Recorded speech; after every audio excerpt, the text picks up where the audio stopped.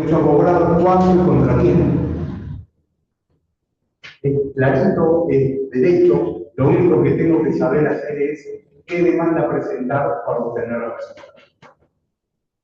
En el conflicto societario esto no existe. Todos los mecanismos son indirectos.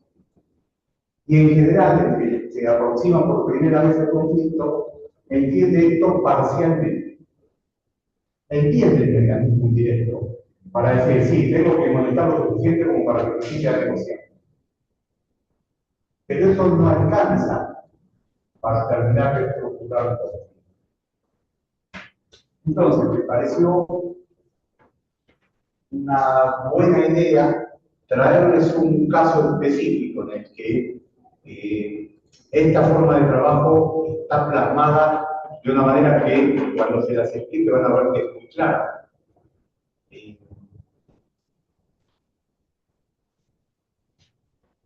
Y entonces van a decir, ah, claro, entonces se hace así por este camino. No es un procedimiento extorsivo, pero sí es verdad que normalmente buscas un resultado y el resultado muchas veces se obtiene a partir de la negociación. Entonces, vos tenés que saber qué buscás y normalmente para eso tenés que pensar en distintos planos, donde un juicio es solo uno de los elementos que vas a manejar. Cuando vos mandás una primera carta documento, te estás predisponiendo una manera de canalizar el conflicto. En este caso, yo me encontré con esta situación. Dos hermanos, los hermanos Sánchez, no eran socios mayoritarios, era una participación, creo que de un 12% entre los dos. Pero esta es una sociedad de componentes. Hola, ¿cómo andás? Una sociedad donde había como 40 socios. Todos con participaciones chicas. Ellos con su 12% y uno de los dos siendo contador manejaban la empresa de colectivo, el alto mando, la llevaban adelante. Hasta que se metió Grupo DOTA. Grupo DOTA, el más grande a nivel país de transporte urbano de pasajeros, que como no podía comprar abiertamente sociedades, iba comprando participaciones a través de diferentes sociedades que a su vez controlaba y de personas que trabajaban para ellos. Y se iban haciendo fuertes controlando diferentes empresas de transporte urbano de pasajeros. En sí esto les salió perfecto, porque hoy son los más grandes del país. Pero cuando entraron a General Tomaguiro, que es esta empresa, encontraron la resistencia de los Sánchez. Dos eran dos tipos que vivían bien, pero que eran fuertes en una estructura donde la gente no tenía ninguna formación, donde un 12% mandaba porque los otros no hablaban. Cuando ven que todos los demás socios habían vendido a sociedades relacionadas a dólares, a personas individuales que tenían participación más grande y habían quedado con un 1% reducidos a nada, y que todos actuaban en bloque en contra de ellos. Era la situación de esta demanda. ¿Cuál es la situación de esta demanda? La situación de esta demanda es el resultado de algo que nosotros apuramos. ¿Qué encontramos nosotros? Encontramos que Grupo DOTA había o estaba terminando de comprar participaciones que a los Sánchez le querían pagar 2 pesos por su participación y que veíamos venir que iban a terminar siendo licuados. ¿Qué es terminar siendo licuados? Se iba a hacer un aumento de capital lo suficientemente importante como para que ellos, si no ponen una cantidad de plata plata, terminen con el 12%, lo digo quizá el 0,1. Cuando ellos vienen, ven eso. Por eso vienen al estudio a través de un contador amigo de ellos que trabajaba en la FIP. En Buenos Aires que dijo, no, tenemos que buscar a alguien que trabaje en los temas. Y así que nos contactan a nosotros. Y nosotros mandamos una primera carta de documento, tratando de desenmascarar una maniobra que estaba pasando ahí adentro, y pidiendo una asamblea. Y el grupo, sabiendo que si yo como accionista con un 12% pido una asamblea y no me la dan, voy a poder pedirla en tribunales. Porque, de acuerdo al 236, un accionista puede pedir una asamblea judicial, teniendo una participación mínima, que en este caso está cumplida, indicando el punto de orden del día del tratado. Entonces dice, bueno, puedo pedir, tendría que convocarlo. Terminan convocando ellos con una asamblea, donde los puntos de orden del día que yo pedí estaban, pero estaban al final. Antes habían puesto una cantidad de puntos de orden del día que iban a tergiversar el resultado de todo para cuando lleguen a tratar lo que nosotros habíamos pedido. Es que la ley de sociedades no dice cómo funciona en detalle el pedido de asamblea por el socio. Lo que dice es que un accionista con una tenencia mínima de acciones puede pedir la convocatoria indicando los puntos de orden del día tratado y que el directorio está obligado a convocar. Si el directorio no convoca, puede ir y pedir la convocatoria judicial. Ahora, no dice la ley si el directorio puede modificar los puntos de orden del día que se piden.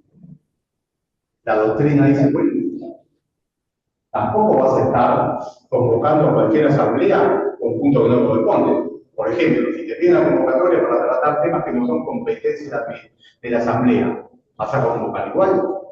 Si te piden punto de orden del día para volver a tratar temas que ya fueron tratados en la asamblea anterior, porque no estuvo o porque no le gustó el resultado, vas a volver a convocar igual. ¿No? La ley no lo aclara, se entiende que un límite de ejercicio del derecho tiene que tener. ¿Puede el directorio agregar otro punto de orden del día? No lo dice la ley. La doctrina de un artículo viejo en una revista que ya no existe más, que se llamaba La Información, en el año 72, 73, Víctor Hammerfeld escribió que el directorio es el que convoca asamblea y que si considera puede incorporar los puntos de orden que quiera, siempre que no altere la sustancia de lo pedido.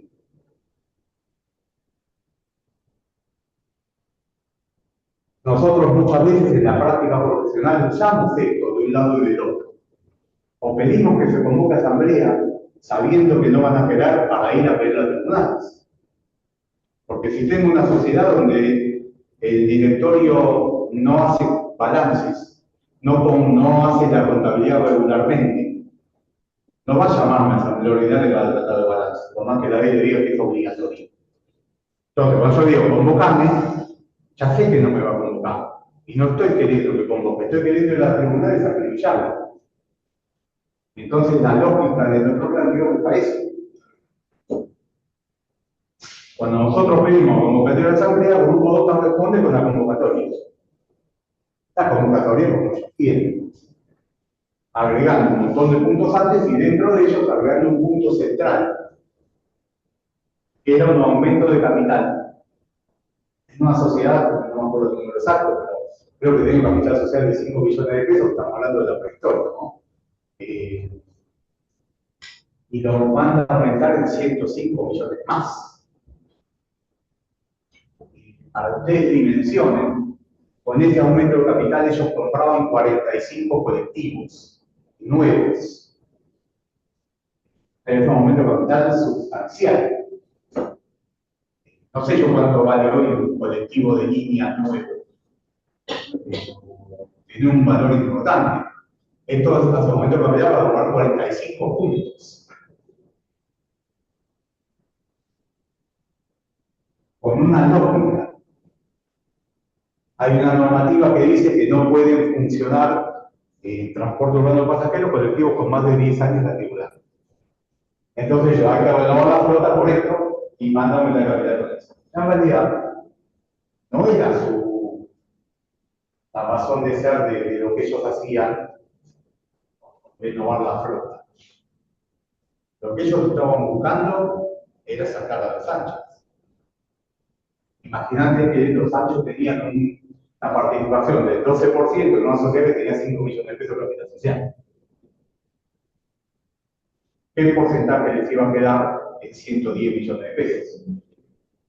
Sin poner plata. Entonces,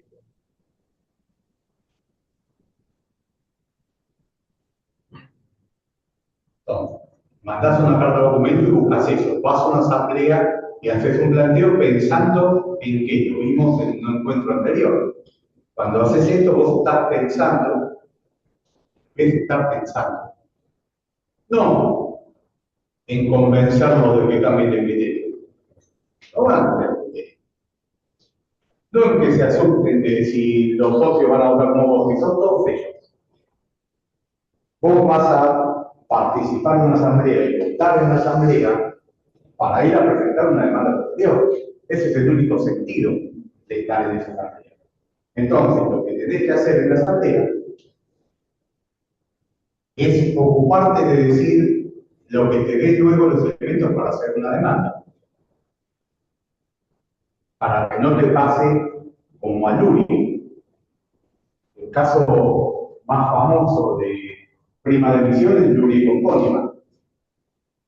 Es el primer caso en el que los jueces de la Cámara, la Sala B en su momento con Díaz Cordero y Puti votando, dijeron la prima de emisiones es obligatoria en el momento capital.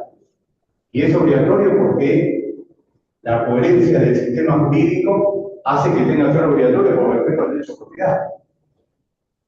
Sin embargo, Luis pierde el juicio.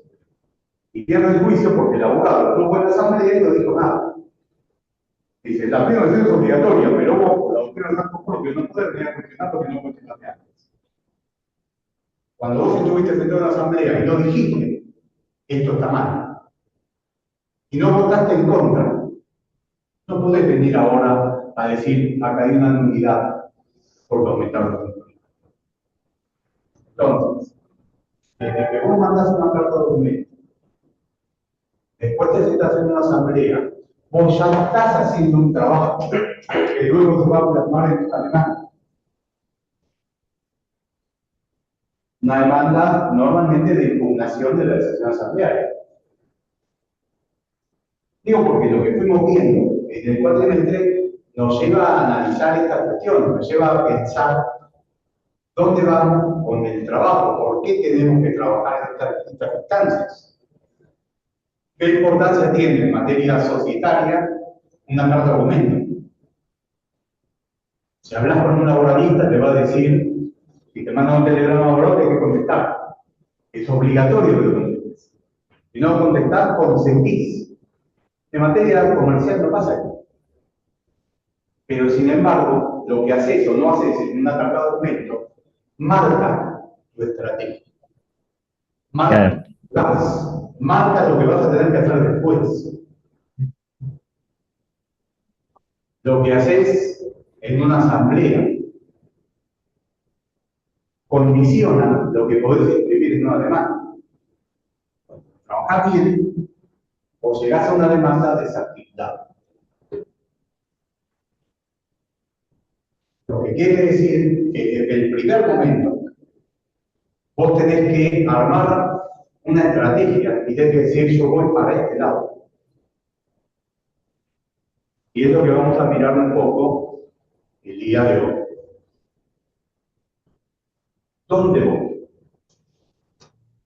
Cuando me responden a una carta de documento con una convocatoria de asamblea, y la convocatoria de asamblea tiene dos puntos importantes. Uno, desarticular mi defensa de que acá se metió un gerenciamiento mal medido. Y entonces los puntos que yo tenía para cuestionar el contrato de gerenciamiento que habían hecho, que ahora se los explico, estaba mal planteado. Pero estamos hecho el financiamiento, pero yo pido, vamos a plantear la novedad del contrato de financiamiento, ¿yo qué hago? Le pongo en conjunto C14 y antes me hace un aumento de capital de 5 millones a 110. Lo que quiere decir que para cuando lleguemos a hablar de eso, yo ya no existo en la sociedad. ¿Qué era el gerenciamiento? Como grupo OTA no se podía meter abiertamente.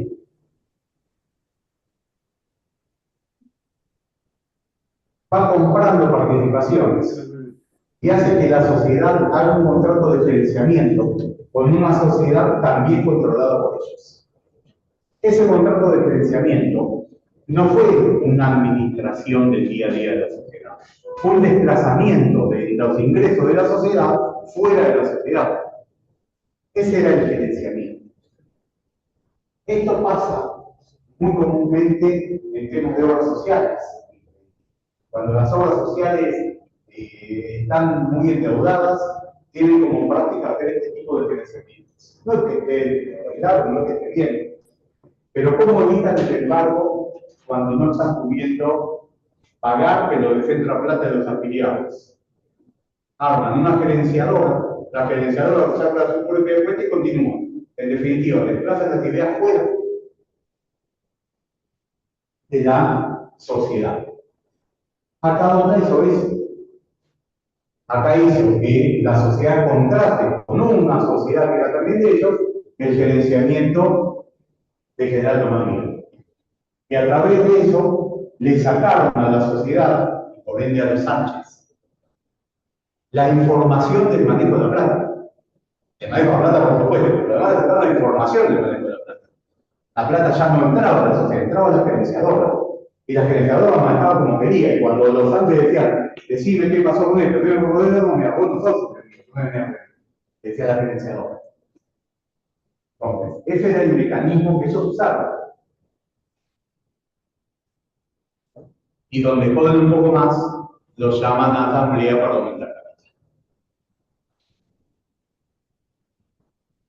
El primer punto a trabajar es, ¿se puede convocar, se puede judicializar una decisión de aumento de capital?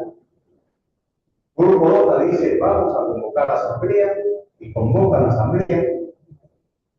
Así que, ustedes lo estudian, lo acaba de estudiar, pero que es más fresco seguramente de todo porque acaba de estar.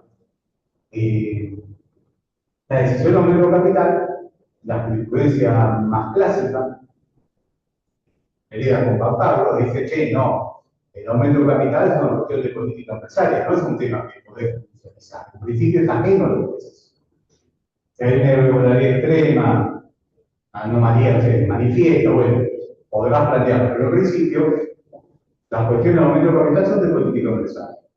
Entonces, ¿cuál es la defensa de los nuevos controlantes de la sociedad cuando llaman a aumento de capital?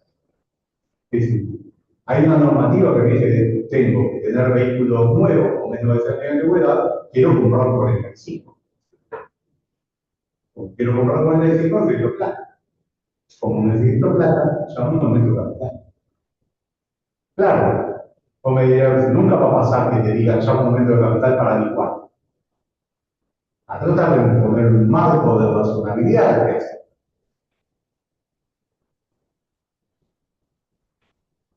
La jurisprudencia fue evolucionando. Entonces, esa jurisprudencia pasó a ser una antigüedad y se abrió un campo de acción a la judicialidad de los aumentos de capital cuando son violatorias de la ley del estatuto de reglamento, como es el 151. Toda decisión de la Asamblea violatoria de la ley del estatuto de reglamento es impugnable judicialmente. Ahora, ¿por qué sería impugnable judicialmente? En definitiva, una decisión de aumentar capital. ¿En qué viola la ley? Porque ahí está el punto. Y ese punto fue resuelto judicialmente. Normalmente son todos los institutos que abrieron el juego a esta consideración. Normalmente son todos los institutos que permitieron en Argentina y en otros lados del mundo la impugnación de una decisión asamblearia. En Argentina nosotros usamos mucho el Instituto del Interés Social. El interés social que no tiene un reconocimiento normativo con una definición, pero que está mencionado en la ley en distintos artículos como una medida de lo que se puede y no se puede hacer. El 197, cuando dice que por el aumento de capital se puede suspender el derecho de ejecución preferente, entre otros requisitos, pone el interés social. El 248, cuando dice que un accionista tiene que abstenerse de votar cuando tiene un interés contrario al de la sociedad. O sea, la noción de interés social. O sea, la noción de interés social es sustancial a nuestro derecho y es una medida que te dice, si la decisión de la sociedad es contraria al interés social, entonces es contraria a la ley. Porque la ley protege el interés social como medida de toda decisión. Entonces, porque si no cuesta encontrar. ¿Cómo encuentro yo que lo decidido sea violatorio de la ley? Que en definitiva deciden financiarse aumentando capital. Otro instituto que se suele utilizar y que en el derecho comparado tiene mucho más desarrollo que el nuestro en este tema es el instituto del abuso del derecho. Es el mismo que ustedes estudiaron en todas las facultades. El ejercicio abusivo de los derechos no es amparado por el legislador y entonces justifica, por ejemplo, el pedido de una nulidad. En este caso, nosotros lo que podemos decir es, la sociedad tenía necesidad de aumentar capital. Bueno, los mayoritarios dicen que tenían que renovar el stock de vehículos. Sí, yo lo digo en alemán, digo, pará, pero lo dije en la asamblea. Yo en la asamblea ya fui con la demanda en la cabeza.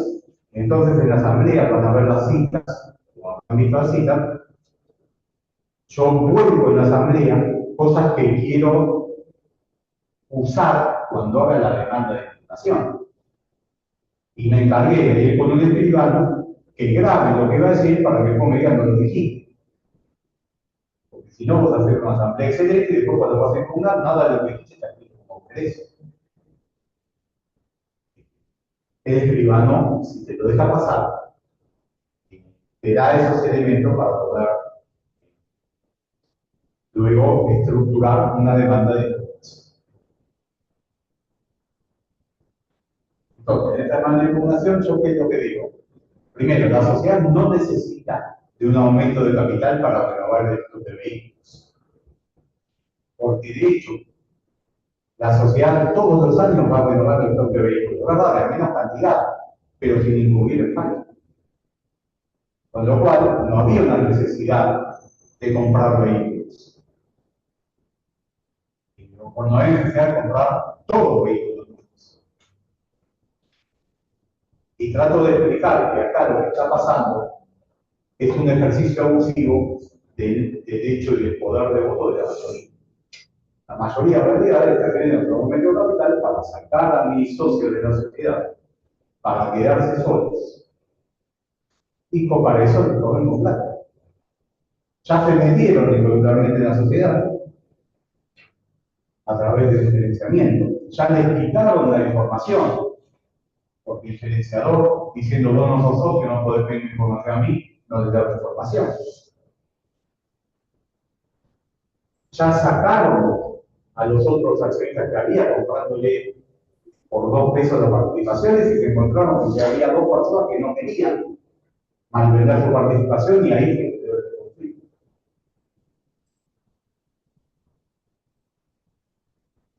Entonces el planteo en la asamblea y luego volcado en la demanda hace hincapié en esa violación de la ley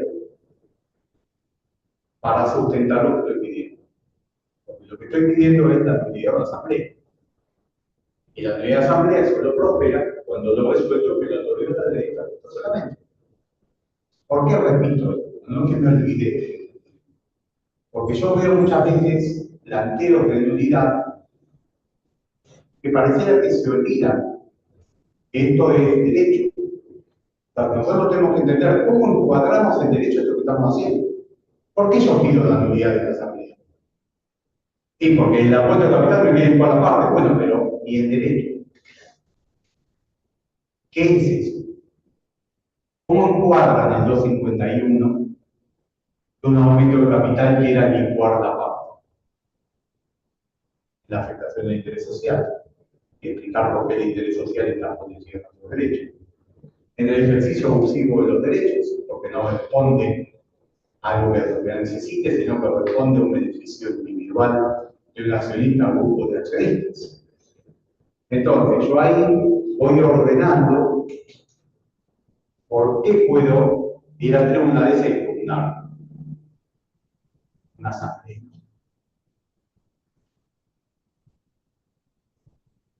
De todas maneras, esto es muy poco y totalmente insuficiente para el trabajo del conflicto.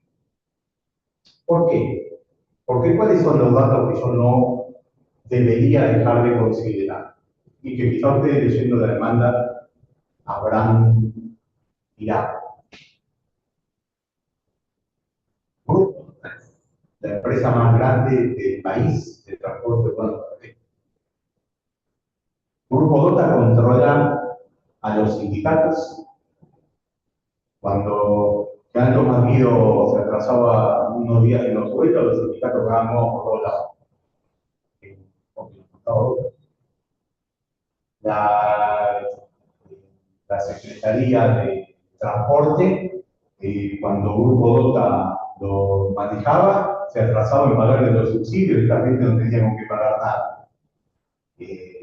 Y todo se soluciona mágicamente cuando entra el gerenciador, que es una sociedad compuesta por 4 sociedades controladas por Dota. Claro, si vos manejas al sindicato, si manejas a la Secretaría de Transporte, y si además sos controlante de la mayoría de las cosas, lógicamente es muy difícil y además tenés el 88%, 86% de la sociedad esta de alto Maguire, porque ya le compraste a todos. ¿Qué les espera a los Sánchez? ¿Por qué estamos peleando por los Sánchez? En definitiva, no tienen la menor posibilidad de vencer al grupo Dota. Y ahí es donde, pues, bueno, ¿para qué estamos trabajando? Si un abogado societarista no se hace esta pregunta, va a pensar que está trabajando para ganar la mayor de asamblea. No puede estar trabajando para eso, no sirve. Nosotros tenemos que trabajar para algo más concreto. Ese algo concreto es algo que vos no tenés que hablar con el cliente cuando tomás el trabajo. Bueno, vos me dicho ahora, ¿para qué?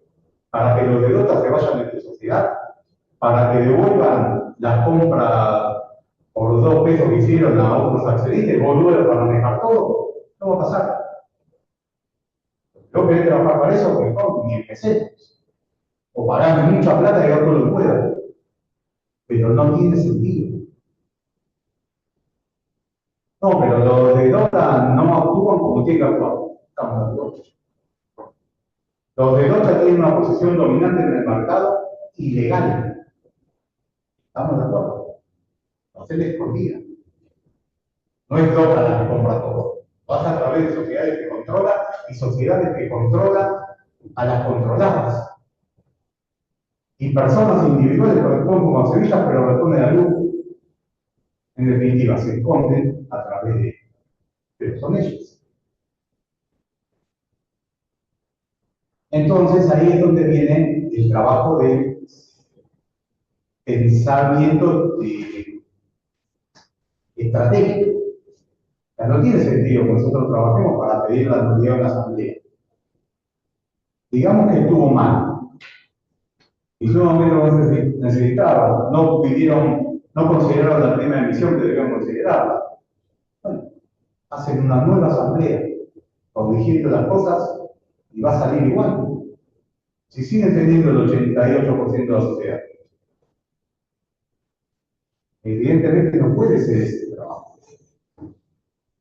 No vamos a cambiar la fuerza. Cuando vuelvan a votar, va a ser igual.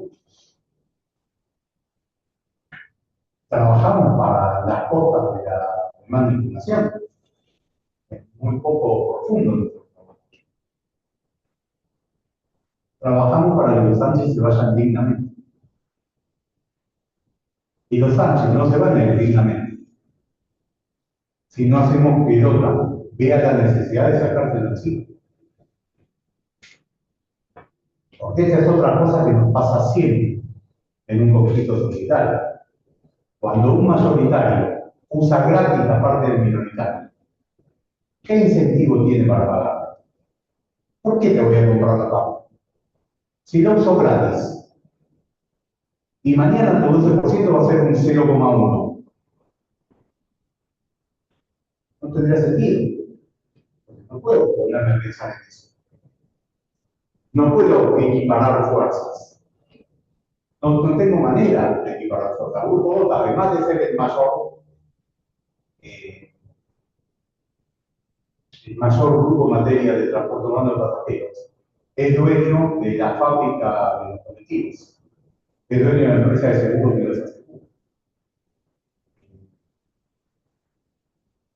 Imposible que estos dos tipos Sánchez compitan con eso.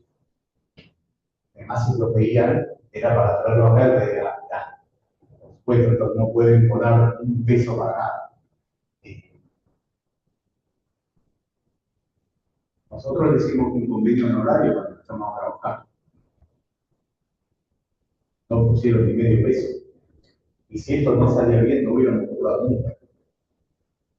Y encima eran insoportables.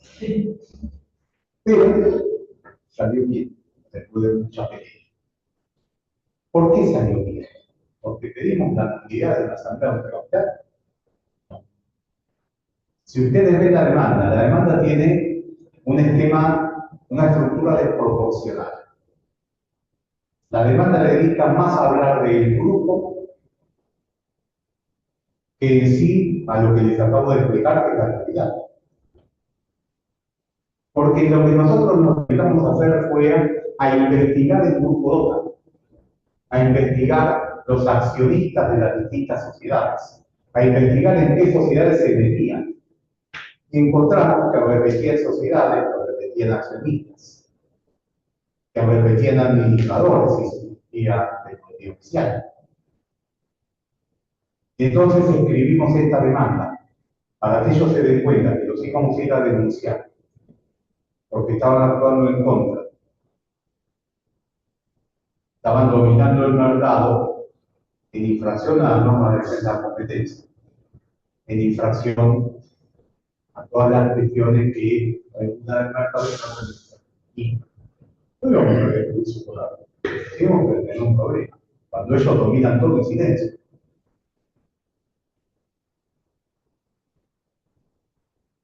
Entonces, a la vez que nosotros trabajamos en la Fundación de la Asamblearia y enfocamos la entidad,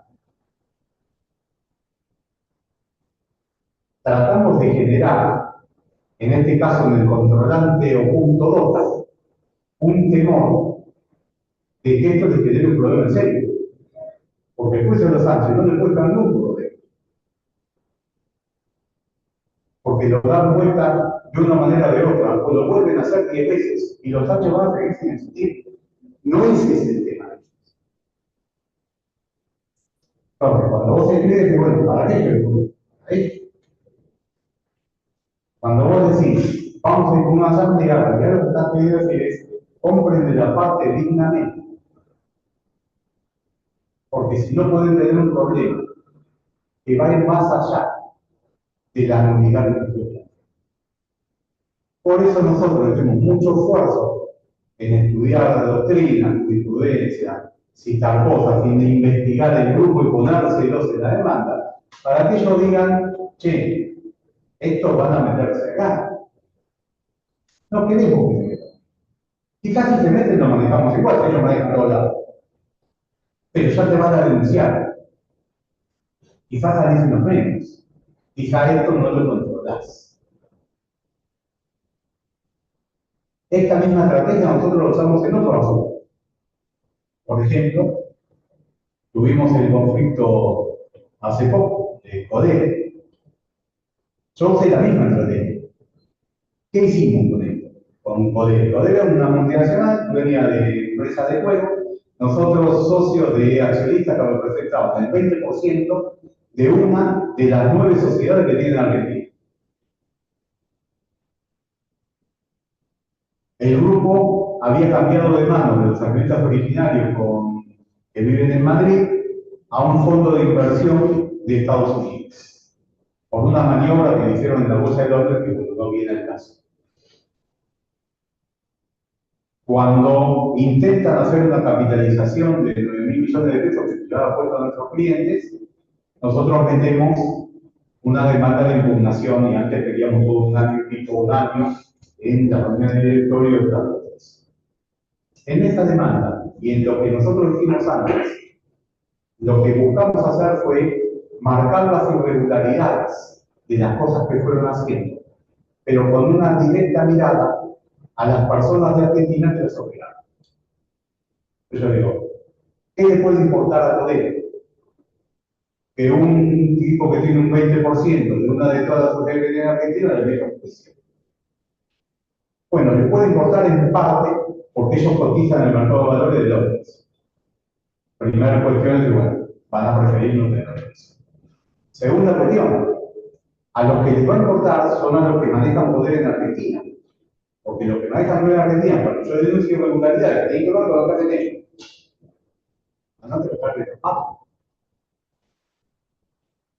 Esa demanda nunca se dio resultado. Codere, con el poder que tiene y el estudio de Librea, que es uno más grande de Argentina, accedieron a demandar antes que nosotros diéramos traslado. Y me lo hicieron saber, porque el jefe interno de Codere, de abogados, me llama, che, mire, aquí tiene demanda de libro. Pero ya saben la demanda, nosotros no hemos traslado, pero tienen contacto en todos lados. ¿Para qué miraron la demanda? Para ver el grado de responsabilidad que podían tener. Para ver las probabilidades de lo que podía haber. Entonces dijeron, no den traslado, no negociar. Con Dota no fue igual. Tampoco tienen el mismo nivel sociocultural que los fondos de inversión de Estados Unidos para analizar las cuestiones. Los de Dota castigaron a la Sánchez con el tratamiento del piso. Hasta que en un momento, cuando se iban a meter a mirar la trazabilidad de las diferentes sociedades, porque era la prueba que habíamos pedido, nos llama el dueño de Dota. A mí me llama el dueño de Dota. Yo no entiendo el número de teléfono, justo lo atendí. Y me dijo, yo soy José, no me acuerdo el apellido. El dueño de Dota, véngame a ver mañana a las 3 de la tarde. Mañana. Fuimos a ver y dijo, ¿va a comprar una parte de la gente? No nos dijo cuánto es, no nos dijo nada. Nos tiró un montón de cheques ahí. Y nosotros no sabemos qué hacer. Primero porque los Sánchez eran muy complicados. Segundo porque veíamos muy lejana, porque arreglar, había habido brecha de jornada. Y hubo un momento en el que el tipo nos llamó para volver. Y yo, bueno, pero así no. Le digo, haciendo una propuesta, le digo, claro, que nosotros vamos a hablar con los Sánchez. Ah, sí, Sánchez, ¿cuál es usted? ¿Acá qué nivel? Dije, lo trataron de comprar.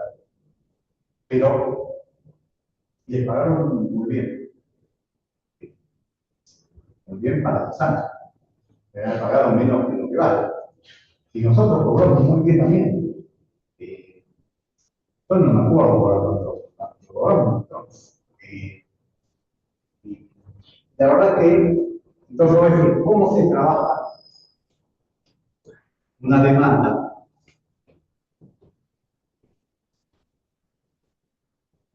en el marco de un conflicto de sociedad?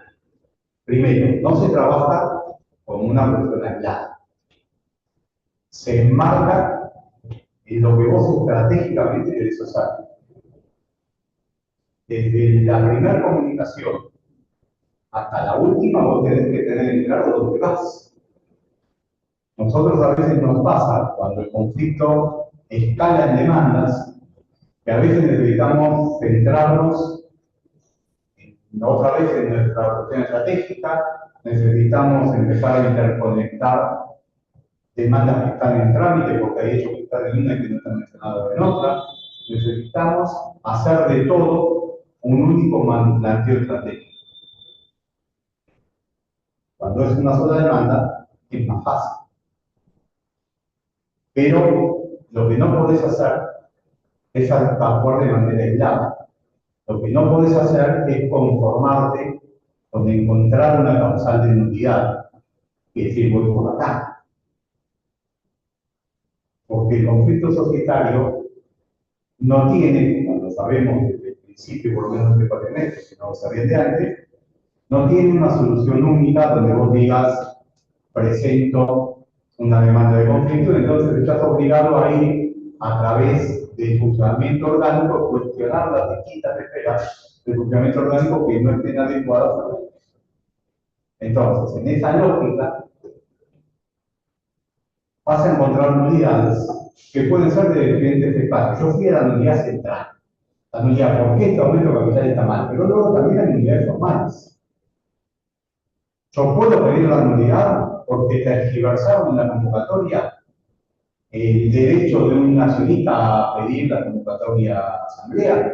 Y sí, porque si yo te pido convocatoria de asamblea, te intimo porque está fuera de plazo, te pongo el punto del día, después me lo da vuelta, yo puedo impugnar la decisión asamblearia por esa razón. También puedo impugnar la decisión asamblearia por defectos formales. Cualquier defecto durante la convocatoria de asamblea, publicación de dictos, o excepción de comunicaciones, o propia de datos asamblearios que sean defectos formales, también habilitan el planteo de una nulidad. Pero aunque encuentre defectos formales, aunque encuentre que pedí la asamblea por el 236 y me la convocaron mal, aunque encuentre defectos de fondo porque el aumento de capital está mal hecho, sigue siendo poco como trabajo del conflicto. Está bien que voy a pensar la nulidad, pero eso no es suficiente, porque como no haces una demanda estructural, porque no hay demanda estructural del conflicto, y como vas a caer obligatoriamente en que si esto prospera va a haber una nueva asamblea que va a decidir lo mismo, corrigiendo los errores y que van a ganar porque son mayoría, ese no es el camino. Entonces, en el caso que trabajas, vos tenés que encontrar este tipo de cuestiones y tenés que tratar de explicarlas. Pero tenés que pensar qué es eso que tiene que defender el que está del otro lado, donde vos te podés meter. Si no, tu trabajo no va a alcanzar el resultado que estás. Si se corrige con una nueva asamblea, ¿por qué voy a gastar en pagarle el cargo? Si sigo siendo mayoritario. No hay que perder de la cabeza ese que si la gente es razonable, si la gente actúa de buena fe, cuando se empiezan a llevar mal, uno le dice, che, te compro la parte, andá. Normalmente nuestro trabajo empieza cuando alguien dijo, ¿para qué lo voy a comprar la parte? Vamos a sacarlo igual. Entonces piensa en vincularle la participación y usar gratis la parte del socio minoritario. Normalmente se puede.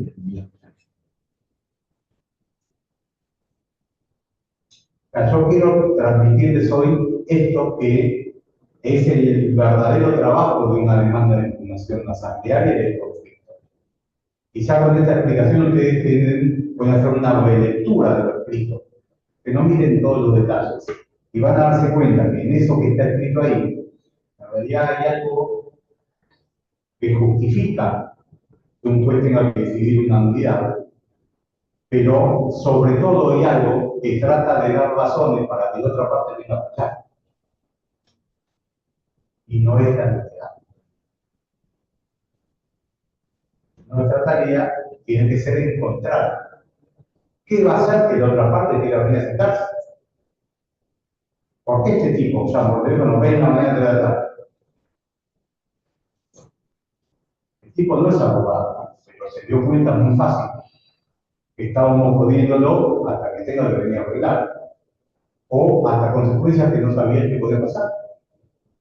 Vos serás un pelagato, pero llegaste a un medio periodístico nacional con un montón de elementos que explican quién es Grupo 2 y dónde está, y quizás le generaron un problema serio, no por los fallos.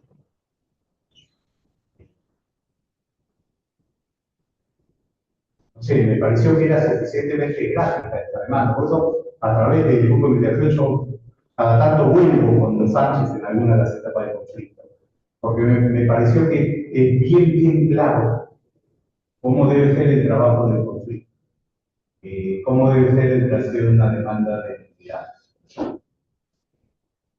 No es la única táctica posible, pero es la táctica más habitual. Vos te encontrás, el mayoritario se impone con un manejo arbitrario de la decisión del director y un ocultamiento de información, o en un poder que se ejerce a través de la asamblea. Vos podés decir lo que quieras, pero no existís. Y entonces, cuando estás llevando al minoritario, este es de los ataques más comunes que vos tenés que hacer. Y cuando estás del lado mayoritario, tenés que tratar de no ser tan torpe de dejar hasta descubierto una irregularidad muy grande. Si vos, cuando vas a hacer el aumento capital, acompañás un plan de negocio, mandás a los socios, que tenemos el proyecto, queremos, no sé, modernizar los talleres, comprar vehículos, ser la mejor empresa de Argentina, transporte urbano de pasajeros, no tener ningún vehículo que tenga menos de un año, perdón, que tenga más de un año, y esto es mucho más complicado para el minoritario ir a hacer un planteo de esto. Porque yo quiero hacer de esto una empresa de vanguardia, y vos por intereses mezquinos tuyos te estás oponiendo. Pero cuando lo planteas al revés, cuando te lo querés llevar puesto porque tenés más poder económico nada más, y no te importa hacer de proyecto, posiblemente se te puede inventar la asamblea, la demanda de impugnación, algún otro tipo de acción, que entonces te vas a encontrar con la necesidad de ponerte a hablar cuando pensaste que te lo podías llevar puesto, sin poder nada.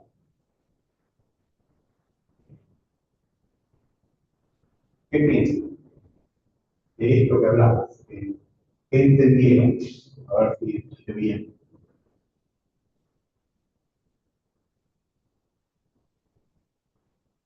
Algo parecido. No explicaste algo de trabajar y demás, pero sí que creo como que no tiene que partir de la demanda, sino dentro de la estrategia, y dentro de la estrategia todas las tácticas que uno tiene para usar, de qué manera las va a usar, porque a veces nos pasa que en la ansiedad del cliente que quiere resolver su tema o que quiere ver ya un resultado, empieza con que ¿por qué no hacer una general? ¿Y por qué no intervenir en la sociedad? ¿Y por qué cómo puede ser que se lleve plata? ¿Y cómo puede ser? Y a veces, o sea, uno dentro de las herramientas que tiene puede usar todo junto, pero tiene que ir al lugar y pensar qué va a usar en cada momento, porque parte de la estrategia también saber cómo ir moviéndose dentro del conflicto y hasta dónde uno quiere dejar avanzar a la otra parte, porque es el principio de la estrategia. Uno puede ver algo que hizo la otra parte y atacar el usted enseguida, o mejor que siga haciendo y que se vaya acabando su propio éxito. Otra cosa. Tu frase, la que alguna vez nos dijiste. No interrumpas tanto el idioma, o sea, me equivocar. Y sí, para otras semanas, calma. ¿Por qué no hacemos un juego de ajedrez para entre blancas y negras? Es eso. Es eso, el tema es que como en otras ramas del derecho, una demanda soluciona el conflicto cuando termina una sentencia. A veces el defecto del abogado confiar en eso y darle un super valor a, por ejemplo, la mala impugnación, aunque tenga 96 carillas, no sirve más que para poner un freno que lo va a superar. No es eso. Nunca fue eso. uno tal vez, no el pantallazo que tiene cuando se pone a ver toda la demanda, decís, ¿qué busco con la vinculación? ¿A dónde llego? ¿Qué recibe en los 2 años? Y como que a la mano le tiene que preguntar, decir, ¿qué quieren los dos hermanos? Sí. Que te den lo que debes, o sea, debes no, lo que te corresponde, una parte de la otra empresa de Dota, que incorporen, un porcentaje también mayor de acciones. No, vas a checar a Dota, agarrar un poco. Hay que guiarlos un poco a que no quieran algo que no va por pasar. ¿Entiendes? Sí, a mí me pasó que leyendo la demanda digo, ¿por qué hace tanto de cambiar el grupo? Tipo, digo, ¿por qué si no hay que llegar al incluso grupo, seguir bastante? Y ¿por qué dedica tanto incluso con toda la atención? Y ahí se entendió. Claro, ahora sí. Sí, Yo pero me no. bombardeo con los directores. Claro, bueno, es un laberinto, pero un laberinto que está publicado en todos lados. Cuando eligen directorio, en una empresa, otra empresa, todo está publicado. Entonces, están complicados ellos, a partir de la propia información publicada. Por eso fuimos por ahí. ¿Y cómo surgió la idea de atacar por ahí? Porque se me sienta uno de los dos Sánchez, el más lúcido de los dos, no es igual tanto. Y me dice, estos hijos de puta son los mismos en todos lados. Pero ¿cómo son los mismos en todos lados? Sí, me dice, estos tres monigotes van a todas las sociedades. Digo, le digo, ¿y vos podés buscar información de esto? Y el tipo, que era más hábil de lo que yo pensé, me trajo del boletín oficial todas las publicaciones con los directorios representados de cada sociedad. Por eso pusimos información. Después la pulimos un poco nosotros, pero gran parte de la información me la suministra él mismo, porque estaba indignado con que Dota se metía de esta manera en todos lados. Ellos eran con un 12% los verdaderos controlantes de Anthropic. A partir de maniobras espurias hechas por ellos, pero eran controlantes. Porque ¿qué hacían ellos? Cuando veían que se moría un colectivero, o sea, las sociedades de componentes son sociedades, entre cada colectivero después de un colectivo, se convierte en socio por tanto colectivo. Eso era en alto magno de siempre. Cuando alguno andaba con problemas de plata, cuando alguno se moría y la familia no tenía un colectivo que siga, estos iban y le compraban por 2 mangos la parte, así ya van a tener un 12%. Claro, después se metió Dota y las víctimas fueron ellos. O sea, no es que eran tan inocentes los amigos, también habían hecho su negocio durante años ahí, pero acá los estaban echando gratis de la empresa. Y quizás también siempre lo importante es detectar cuál es la acción económica que hay atrás, porque en cada conflicto, uno como enfoca la estrategia, depende también de esto, porque a veces es una situación de control, a veces es una situación de competencia, Claro. otras es una cuestión de cómo se asignan honorarios, otras es que hay otra empresa la cual presta servicios y en definitiva se termina yendo la plata por un sobreprecio, es detectar la manera económica atrás y ahí es donde hay que apuntar. El tema es que nosotros lo hacemos naturalmente, pero que no tiene mucha experiencia de trabajo. ¿Qué más? Como no tiene experiencia de trabajo en el tema, quizás tardaría años en darse cuenta. Que vos tenés que saber que no alcanza con el trabajo puramente técnico-jurídico de detectar una nulidad, fundarla con una demanda y con una sentencia. Eso no resuelve nada. Por eso el conflicto societario y en general en la materia de sociedades es más difícil de trabajar que otras áreas. Además de la contabilidad, además de números, por esta cuestión jurídica, porque no tiene la canalización donde vos hagas una demanda y obtengas una respuesta a través de la sentencia que está en el. Nosotros decimos esto desde siempre. Cada vez que ustedes hablaban o escuchaban hablar de conflicto societario, habrán escuchado esto. Pero entiendo que si salió más o menos bien lo que quería desarrollar, con esto que hablamos, eso ustedes le dan otra dimensión. a cómo es el trabajo dentro de un conflicto. Y no es lineal. Y acá está la explicación de decir, bueno, entonces, ¿cómo avanzo para llevarlos a este punto donde tienen que llegar y decir, prefiero arreglar? A veces se arregla de otra manera. Nosotros tenemos un conflicto que estamos terminando, no sé, hoy capaz, en el que yo creo que hay un lado de la familia que es gente buena, y hay otro lado de la familia que son unos bichos, que no son nuestros clientes, obviamente. Y creo que la gente buena decidió comprarle a estos bichos para sacárselo encima. Porque no les gusta cómo actúa, porque entienden que faltan los principios del funcionamiento de la familia.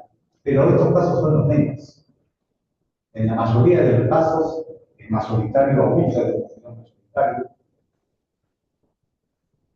y trata de obtener lo más barato posible, que puede gratis, la parte del dinero.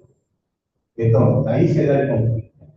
Son muy pocas las veces que el conflicto se da por una diferencia de valores o con los dos grupos actuando bien.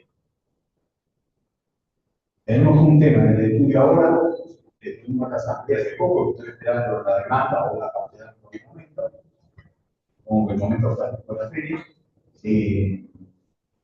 en el que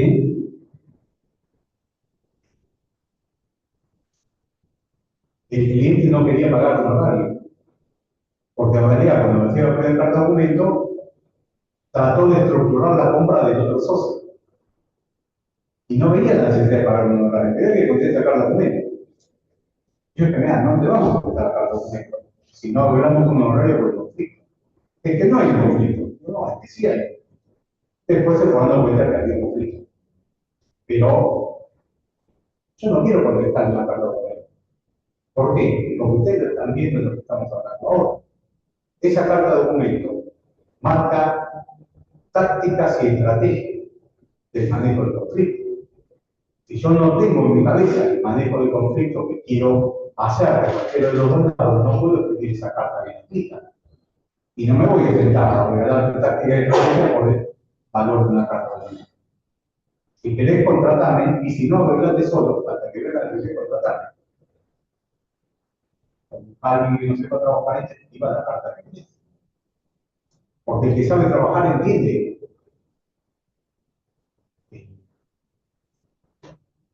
Entonces, esa es la lógica del trabajo de estos temas. Bueno, espero que esta lógica del trabajo de estos temas les haya servido, bueno, vos más o menos, pero por lo menos lo viste en el momento final. Por eso todo el cuatrimestre lo dedicamos a conflictos societarios. El cuatrimestre que viene vamos a estudiar temas de negocio, vamos a ver cuestiones sobre desarrollo de negocios.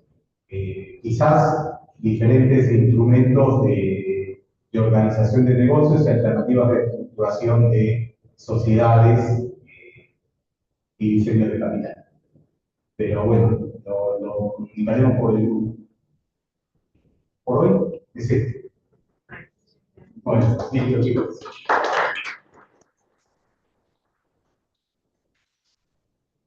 Una hora, pero creo que una hora es suficiente para hacer.